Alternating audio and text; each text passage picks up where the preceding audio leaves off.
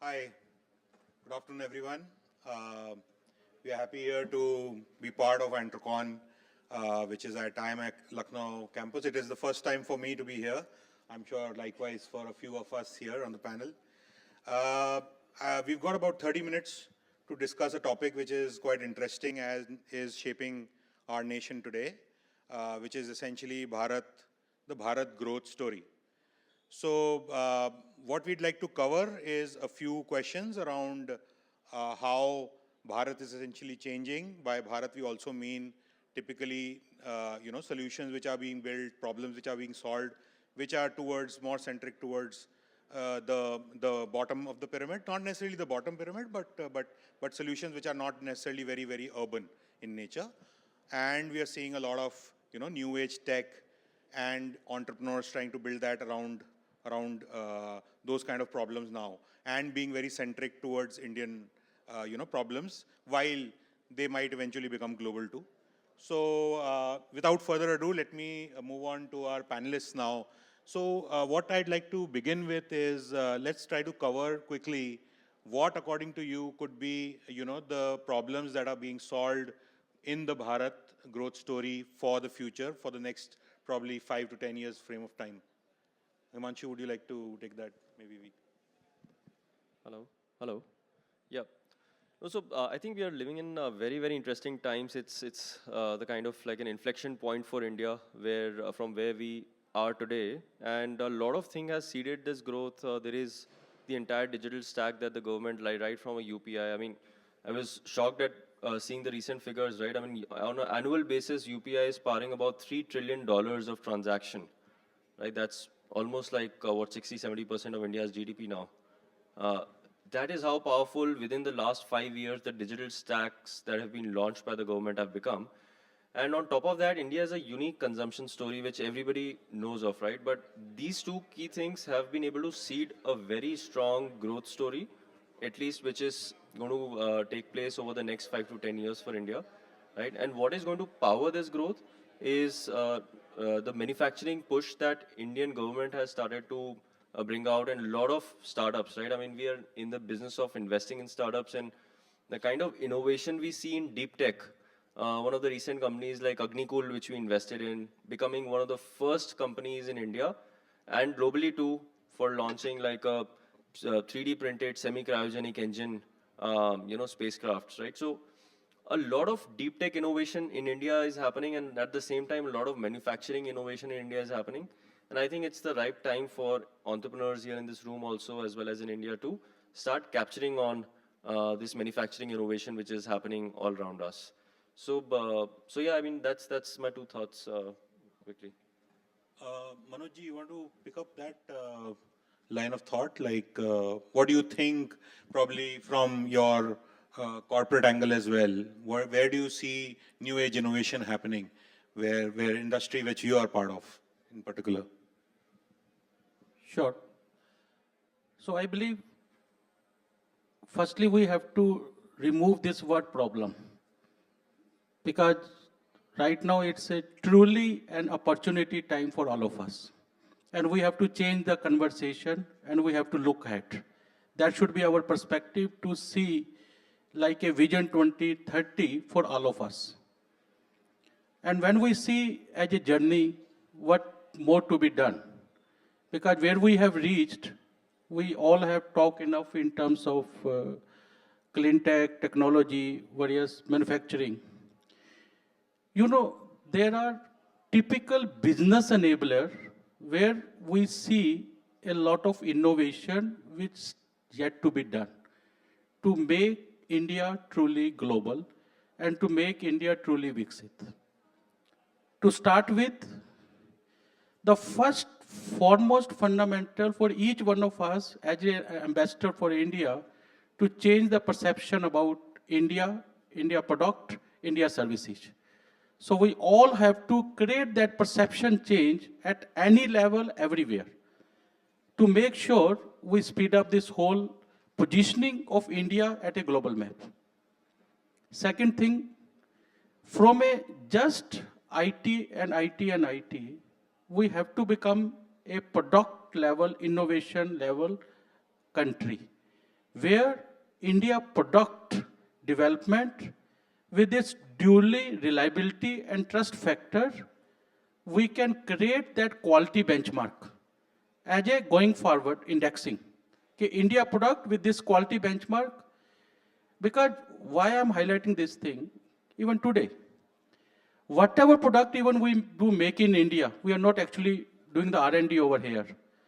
So all the standards which we are following is mostly imported in terms of Europe or in terms of XYZ. But please understand the kind of scale, the kind of business model, the kind of people skills which we have, we are much, much, much ahead of the curve, and we have proven that in our current executional scale. And in all my global, representation, we are well accepted. Yes, when it comes to the real implementation, the ground realities, the real business case, it's all come from India. And third fundamental thing is the supply chain management. That is where there are lot many leakages. If we can properly stitch that, a huge cost, I'm not saying we have to be cheap, but these are the innovation by which we have to become more competitive. You know who is competing with us in the global market. And fourth, beyond India, we have to create strong sales and marketing framework. How fast we can create strong global marketing framework, that is where I must say, being here in the institute, we have to think international marketing, more use cases, more positioning, how we can position India product, all these three things with supply chain, with quality, taking to the global as a marketing subject. So put together these things, I see, is the next growth story. Yeah. Yeah, you can add Edison. You want to? Thanks. So I'll give you a little bit of the global perspective. We are headquartered in Singapore. We have been looking at India for a pretty long time. What we have realized is, and Singapore remains the highest FDI capital in the country till date. So we have been investing in India for the past 8-9 years now. We have a 200 crore fund in SEBI. We are putting in another 1,000 crores to invest further. Key themes: the world is changing so fast, so there is a digital layer, horizontal digital layer, and then a vertical layers, which we call the subsectors in that. So while the tech is improving, artificial intelligence, which is AI, is going to play a very critical role. All your lower level penetrations will be completely automated. It has already got to a stage where, how to put this, the entire automation piece is getting to a level where human intervention is only to master the AI rather than creating the job profile for themselves. I was also attending the Global FinTech Festival on the day 1 and day 2, and yesterday RBI, Mr. Nandan Nilikani just inaugurated the tokenization scheme. That is going to be a game changer. What it will do is it will bring the, so people talk about crypto, it is also on blockchain, but it will bring all the digital assets within the ambit of the regulation. So that what Himanshu just said, the financial, the finternet is the buzzword now. So that is going to pick up. And as more and more data gets trained on this AI, you will require data security protocols. So we have been investing a lot in the cybersecurity space. GCCs have put a lot of data centers, so you will see a lot of influx. These data centers and GCCs will move into the tier 2 towns, which is Bharat, because you have to somehow also ensure that the urbanization that is taking place, like Bombay, Bangalore, Mumbai, for that matter, Gurgaon, it's getting to a point which is saturated. So electric mobility will play a part, sustainability will play a part. That's another piece that is, we have about 5 investments in India, which are all in the mobility, smart mobility space, right from electric free motor. And I really echo his thoughts that the whole conversation is changing from services to product. Lot of money is going into R&D. If you look at the PLI schemes that the government has just recently launched, and they are making sure that the product is built in India. We probably in certain sectors we have about 70 to 80% indigenous Indian manufacturing. There are certain components like the semiconductors and for that matter some of the chips which are still getting imported from either Taiwan or from the other parts of the world. The last but not the least where we feel it will I mean the economy of Bharat is sitting is the rural part. So the connectivity systems, when you talk about supply chain, logistics, I mean, if you cut down just 200 basis points of your logistics cost, there is a clear indicator that you will probably see about 300 to 400 basis points added to your GDP. So one is AI, second is your Finternet, third is your sustainability, which includes your smart mobility because we require that. And the fourth piece is basically an entire connectivity systems which revolve around supply chain. Those are my Thank you, thoughts. thank you. Very well summarized. Nishanji, if I could ask you, because you're part of a very big, JSW is a large enough corporate which supports innovation in various ways. So for the benefit of founders, how open you are to, engage and involve entrepreneurs and startups to, be part of the larger strategy of a corporate like yours? Sure thing. Thanks for the question. So at the Naveen Jindal Group, which many of you know as the Jindal Steel Group also, right? I know while steel seems to be the main mothership, we are into ports, we are into cement, we are into power, renewable, and a lot more stuff, including GCC. So one of the things that as a group, as howsoever big corporate you might be, one of the things you realize is that you cannot do everything, right? And also, therefore, what that means is you need to have an ability to partner and to co-create with people who are bringing up new ideas. And that is how we actually progress. So if you were to look at the group, I know some of the groups might look into opening a venture arm just to invest, but our philosophy is to actually partner. Partner in the sense of ensuring the success of whosoever we partner. So be it providing a ready-made customer or becoming a captive customer to the, let's say, an adjacent startup which might be selling something. So we do invest in startups where we think we could be a good customer. Being an operating partner. Now, I know a lot of VCs, and I think the world's definitely moving away from it. A lot of VCs, if you were to look at, they'd probably spend, 5 to 10 hours a month on a portfolio companies. If you were to look at PE, probably they'll do a 15 to 20 hours. We actually look to actually partner across the life cycle and across the supply chain for whomsoever we are investing in. So work closely, bring in our expertise to make them successful. And of course, for us, capital comes at the last. Well, we do invest capital, but there are many who can bring in capital. But when we are looking at any startup, we're looking at any entrepreneur, we are actually looking with the sole vision of making that person successful. Because until those people are successful, you can never be successful. So that's the kind of ecosystem we look at developing whenever we are, I'd say, partnering with any new startup. Thank you. Thank you. Thank you so much. And Ashish, with you, I think you're part of a very successful investment bank. Would love to understand, because, all these founders, majority of them are always first generation entrepreneurs, as we see. And those are the ones who especially need help. So from a banker's lens, could you touch upon what kind of metrics are generally that you've seen are some of the critical success factors for, say, maybe fundraising or even eventually into a business? So what are those, things that you've seen in, maybe it could be founders, it could be teams, it could be the business model, or is it something around the finance? What are according to you, few of the top 3 critical factors from a banker's lens? So thank you so much.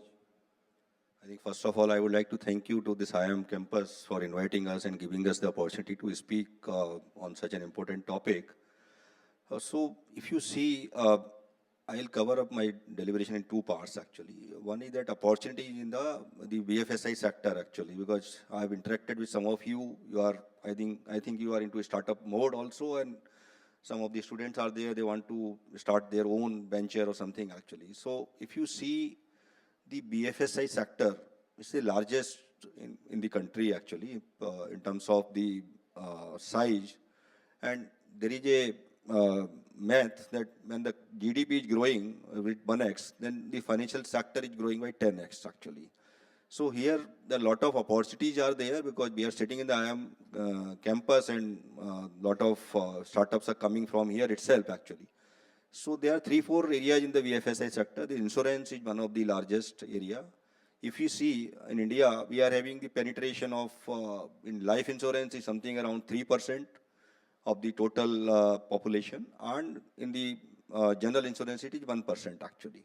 If we compare with the other countries, it is much ahead actually. We have 67 insurance companies in India, and if you see US, there are 6,000 companies are there, and we have population of 140 crore people actually. So for any startup or any startup founder, or for any student who want to aspire to enter into the startup journey, he or she should see that where are the opportunities are there actually. Because whenever you are reaching to any investor for fundraising and all, definitely the first question will come, what is the TAM, total addressable market actually. So you should find out the opportunities where you can address the larger audience, and where the growth opportunities are more actually. So like this, we see the lending side in the BFSI sector, as we call NBFCs, or the fintech, the shadow banking kind of name. In India, we are still on the very lower side actually. We compare with the GDP again, we are having very less number actually. So here the fintechs are coming, and then the lending companies are coming, and still we have only 20% or 25% people of the country, those are having the borrowing in the system. So, and you see what is changing actually, any village or any small town also, if you see, the internet which you are using, they are using the same internet in terms of the access of the websites, access of the data, everything is same. There is no difference actually. So the lot of aspirations are there at the Bharat, so-called Bharat, or the rural areas. They want to have the top class products for their consumption or for their use actually, which is growing the demand or increasing the demand of the products and services. So you see that whenever the demand will increase, the lending will be more actually. So this can be another area where you can look for entering into that area. Now on the 2-3 areas from the investment bank point of view, or the founder has to look before reaching to any investor or before going to that. First of all, you should be well prepared for the questions from the investor actually. Because what is happening, what I have seen, that many founders are carried away with that I know everything. And when they are approaching, they are, I think, relying on many questions actually. So we need to see what business we are doing, who are our competitor actually. And one, I think, major thing is that they're always saying that in my sector, this company has got this much of valuation, so I am also eligible for that. Actually, that is not the right way of doing it. So we need to be well prepared in terms of our complete information memorandum, our financial model, and the competition, what is the competition in the market actually. That is important, we should keep in mind actually. And then whenever we are selecting the investor also, because what is the mistake the people are doing? People are saying that we have approached to 100 investors, but we could not find even one for us actually, because you are not done the exercise of choosing the investor or shortlisting the investor actually. So you have to be very careful that what is the mandate of that investor to whom you are reaching actually. It's not like that you are just passing to each and everybody and giving your presentation or your information. It will not help you actually, rather it will waste your time also. So we need to be very careful. So for that, because you may not be aware about the mandates of the investor, so you can engage any agency which is having the expertise in that. So they can select, because in India itself we have 1500 AIFs. All are not right for you actually, because everybody has the the stage of investment, they have sector mandate and everything actually. So maybe 10 or 20 maybe of relevant for you actually. So that's another thing which we should keep in mind when we are investing, we are selecting the investor and shortlisting the investor actually. And third thing is, which is basically whenever we are reaching to an advanced stage when for investment, we should always see that the investor has interest for the income for investment only, or they want to help you in the growth of the company actually. So this is another area. Many times we are taking investments, but we are pissed off that we are not getting any support, any guidance also. So this would be another area which we should look at it actually. So these 2-3 areas are there which will help you to get the faster investment or better investor who can be part of your journey in making you the unicorn in the country actually. Thank you so much. I think with that we have time for about a couple of questions.